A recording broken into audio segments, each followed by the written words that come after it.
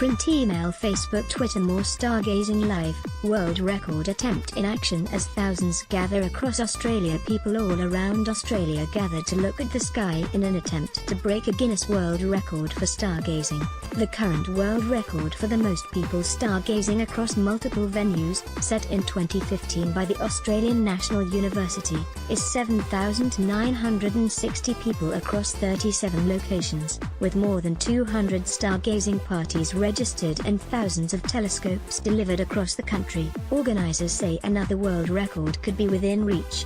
"We have to beat both the amount of people and the amount of locations." Brad Tucker, the astrophysicist and astronomer from UNI who coordinated 2015's world record, and was also involved in planning tonight's attempt, told the ABC. "We expect a great turnout all across the country.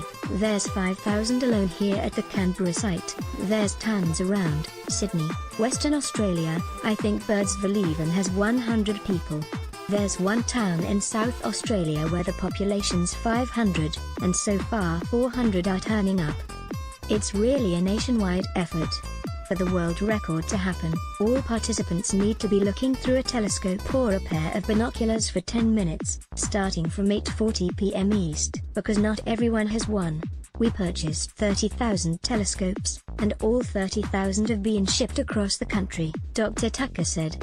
"Obviously there are going to be some sites that don't qualify due to weather and stuff, but 30,000 telescopes arrived in the port of Brisbane 2 weeks ago, and now they are all over Australia." Keen astronomers around Australia started setting up in the early afternoon, and most parties were scheduled to start at 7 p.m. "It's going to be a fantastic night, and luckily most of the country is clear," Dr. Tucker said. While a lot of the country saw clear skies in the lead up to the world record attempt, some parties on the East Coast were not so lucky. Meteorologist and ABC weather presenter Nate Burns said a high-pressure system over the middle of the country means there is likely to be clear skies in outback areas, but that same high could cause clouds in the southeast. "There's a lot of cloud over some really populated areas," he said. For the world record attempt, Dr. Tucker said it was likely stargazers would be watching the moon, but there were other things for amateur astronomers to look out for.